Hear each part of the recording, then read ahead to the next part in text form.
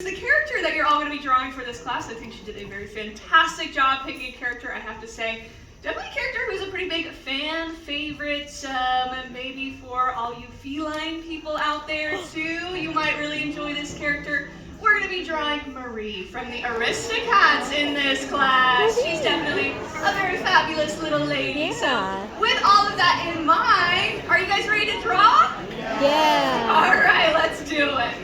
We are going to start our portraits of Marie here with a circle. I would say probably about the size of an orange. A baseball is a great size to aim for. And we are going to go right in the middle of our page with this.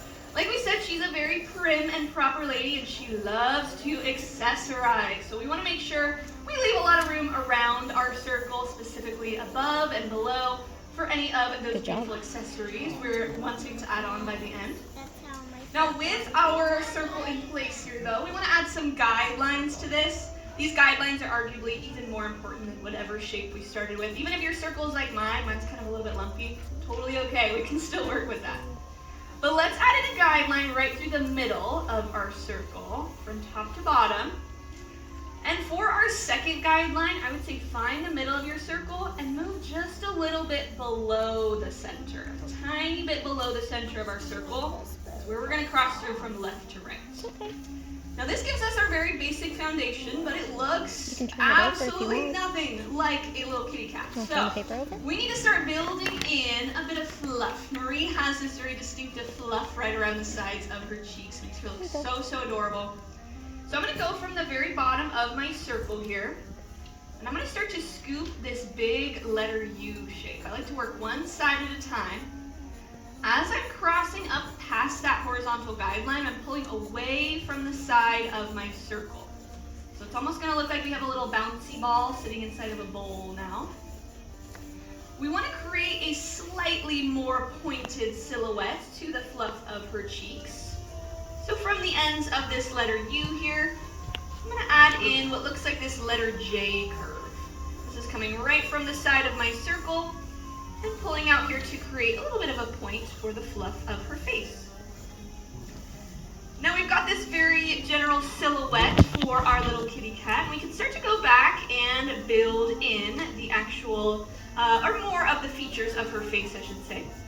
So I like to start with the nose. The nose is usually a really great central feature to the face to start out with. Right underneath where our guidelines are crossing, I'm going to add in a little baby rainbow. That'll be the top of her nose. And she has a very rounded triangle shape to her nose. This is something you'll see on pretty much any animated cat character. And there are definitely quite a few in this character. I'll talk a little bit more about the specific cat characters in this movie in a little bit. But I'm building this really rounded triangle. Looks like a little Dorito chip for her nose. And I also want to give her a very sweet little smile here. So just underneath that nose, I'm going to darken in a little bit of that center guideline. This is what's called a philtrum. It's that little hole that cats and dogs and all mammals have between their nose and their smile, their nose and their mouth. And then from that number 1, on each side, I want to scoop out a letter U shape. So just like how I did one side of the fluff first, I kind of like to break it down into 2 separate pieces for the smile, adding in these 2 letter U's on each side. And finally, I will cap off the corners of her little smile here with these rainbows. I want to show that her smile is kind of pushing up into her cheeks a little bit. So I'll cap off the ends of these with just some teeny tiny rainbows. Now that was a lot of detail we added right off the bat, but I'm starting to like the way that the details for her face are looking. So these are going to be the first few details that I'm going to go ahead and lock into place. If you've never drawn with us here before, when we say locking in our lines, locking in our shapes, it's just a fancy way to say we're going back into our drawing, picking out our favorite stuff and making it nice and dark. We're trying to make it bold so that our favorite lines stand out above the messy and the sketchy lines that we started with.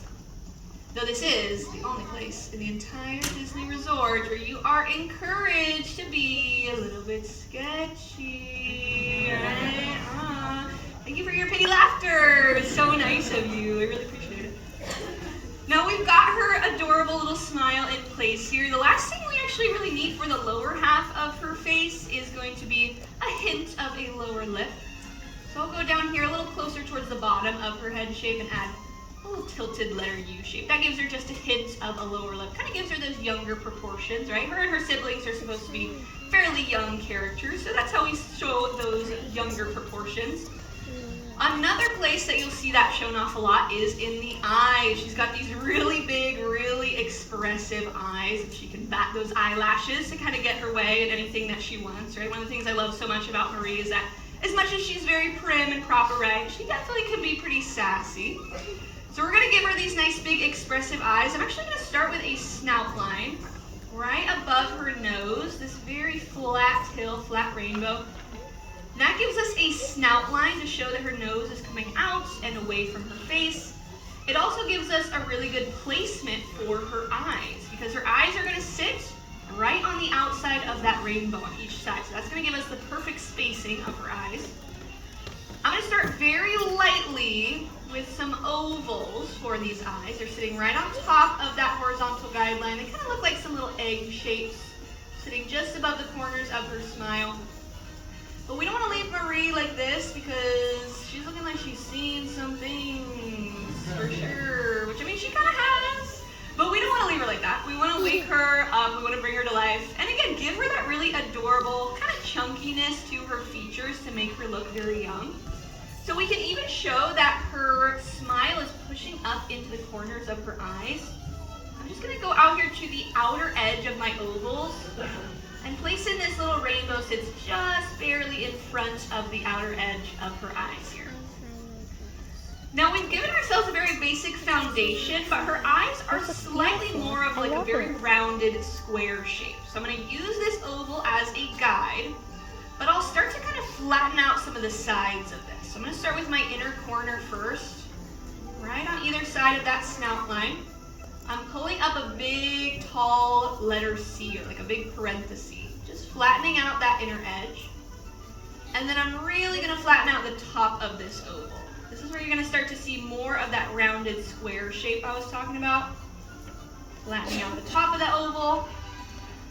And then bringing one last letter C curve right back down to that cheek line. So it's giving us more of that rounded out square shape. You can even close off the bottom of her eye there as well.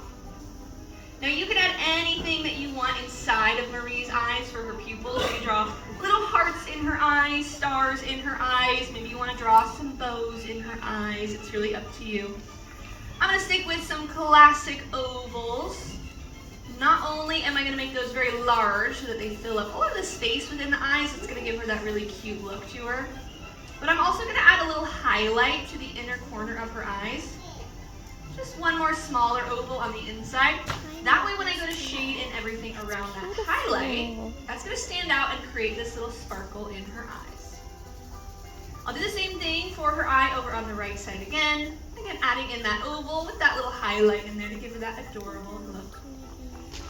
Now this movie definitely has quite a rich history when you think about everything that was going on at Disney Animation at the time. This was actually the last project at Disney Animation that Walt Disney personally greenlit before he passed away. So there's definitely a very magical quality about it that I think you can kind of tell that there's a really good base for the idea of this movie. I think sometimes maybe they struggled a little bit with finding the plot line after they no longer had Walt's guidance, but it was still a very, very special movie. And there was a lot of really amazing and special people that helped to bring this movie to life. One of the biggest ones, definitely the Sherman Brothers. You are definitely familiar with the Sherman Brothers if you are a big Disney fan. They did the music for this movie, iconic songs like Everybody Wants to Be a Cat. But not only that, they are also the duo responsible for making music for movies like Mary Poppins, The Jungle Book, and even some of your favorite attractions like It's a Small World and Haunted Mansion. Now, not only was there a lot of overlap between the different Disney projects that were happening in the studio at the time as far as the music, but also the voice actors. There is some pretty legendary voice actors in this movie, and I'll talk a little bit more about them in just a moment. But right now, I'm going to the top of Marie's eyes, and I'm adding in some lashes for her. Like I mentioned earlier, she's one of those characters, she can definitely combat her lashes and kind of get anything that she wants. So I'm going to make those lashes nice and thick. Adding in some little triangles, some little shark fin shapes to the tops of her eyes for those lashes. And I'll also go ahead and draw in some eyebrows for her. We don't have to go too thick with these. She is kind of rocking the late 90s, early 2000s pencil thin brows here. So we'll keep those as pretty thin little rainbows closer towards the top of her forehead. That's going to help her look a little bit more expressive. Now that we've got all the features in place for her face here, though, I do want to do a quick check-in with everybody out there. You guys doing okay? Hanging in there so far? Oh, okay. All right, well, I will stop yapping then, and I will let you guys focus in. We'll give you a few more seconds to catch up or take a little break, but we want to start to add in the fluff to our little kitty cat. She's probably not looking too much like a cat on your page right now. She kind of looks like a little melon slice or something, so I think adding in some ears is definitely going to help out with that. So let's start to build in some ears for her. Her ears are definitely going to make her look a lot more like her adorable kitty cat self. So I'm going to go up to the top of her head shape here and kind of build in what looks like the top of a leaf shape or even like a little surfboard shape, just peeking right out from the top of her head here. And I'll do again the same thing over on my right side as well, still keeping all of these very nice and light. So if you don't like where you place a line, you need to adjust it. You can always change it. That is the beauty of rough sketching. Even if you're still kind of catching up or throwing in some lines right now, here and there, you don't have to lock in everything at the same time that I do. That is something you could totally even wait until a little bit later on to do if you don't like your lines as much. That's totally okay.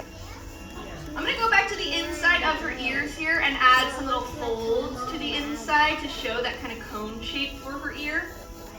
And as I start to go back and lock in her ears, her face, I want to focus a little bit more on adding in fluff at the sides of her cheeks.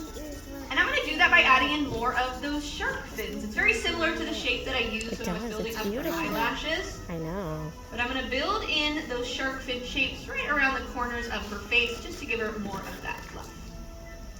And as I do that, I'll talk a little bit more about, again, the brilliant talent that brought the characters in this movie to life. You, of course, have the fantastic Phil Harris as Thomas O'Malley in here. And one of the things that Phil Harris was actually quoted saying when he was talking about playing Thomas O'Malley in this movie, he said, "I was so excited because they literally just let me play myself. They cast me to play a character that was literally just the embodiment of me." And Phil Harris even said that they let him change a few of the lines within the script for Thomas O'Malley's character so that it would more better align with Phil's personality and he could just really be himself and just kind of bring his personality to the character. You also have the amazing Sterling Holloway, who played the character Roquefort Mouse in this movie. And the amazing thing about Sterling Holloway, even though a lot of people are not familiar with his name, you are definitely still familiar with Sterling in one way or another because he was one of those voice actors that Disney loved to go to over and over and over. He was a lot of different Disney characters in many different Disney projects. I have a little picture here I can show you. This is just some of the many voices of Sterling Holloway. That's him there. You can see he also played characters like the Cheshire Cat, Winnie the Pooh, right? Kaa the Snake from the Jungle Book. A lot of overlap with the Jungle Book and the Aristocats for sure. Not only in the voice talent, but also kind of in the way that they went about making these movies as well. Now that we've got some ears in place for our little kitty cat, another very important feature for Marie, like we said, her accessories. She is a girl who loves to accessorize. The main little thing that I feel like the touch that doesn't really look like Marie until you add this in, that little tuft of fluff on top of her head, right, that she always has tied up in a little bow. So that's what we'll add in next. I'm going to add this little curvy letter V shape right at the top of her head, upside down letter V here. And I'm going to just pull it up into a little circle. She's going to look like she has an antenna, like the little green aliens from Toy Story for a second. But that circle is going to be the knot of our bow, where her hair is kind of being pulled together.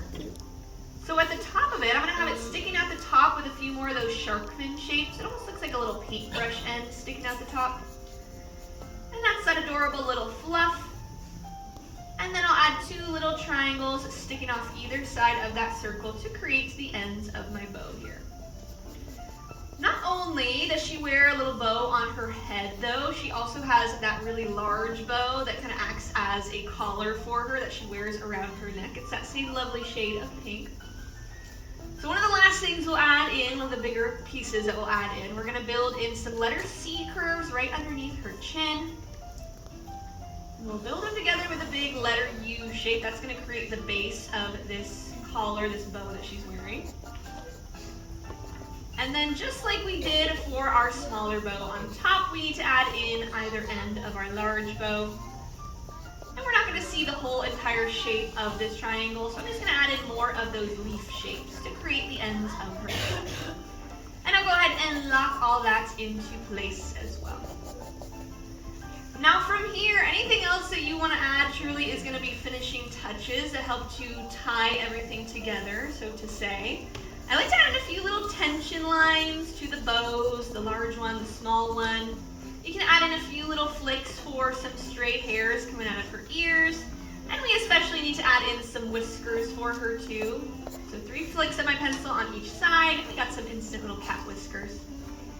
If you want to add in any shading, that is totally optional, but I like to take my pencil on the side, kind of use it like a crayon to shade in those parts of our drawing. That would be that little pink color, so like the inside of her ears, as well as both of her bows. The one on her hair and the one around her neck are both that lovely shade of pink.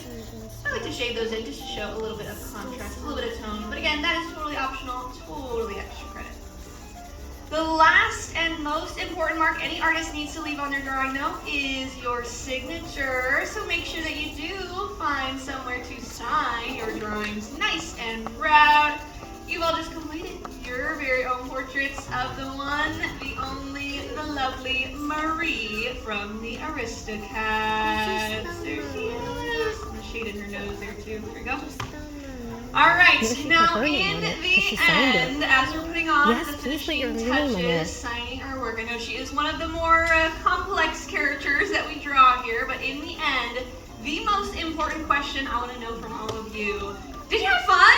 Yes. Amazing. Okay, that's the best part about drawing, just having fun along the way. Before we go, I would love to see how all of these adorable little cats came out. So on the count of 3, everybody flip your boards around, show them off nice and proud. Ready? 1, 2, 3, Marie! Let's see them! Super cute young girl. I love the little sparkles around her. Really adorable with these bows. Nice job with the big expressive eye. Okay, you guys are being way too hard on yourselves. These are fantastic. Really great in the back rows as well. So adorable. You guys actually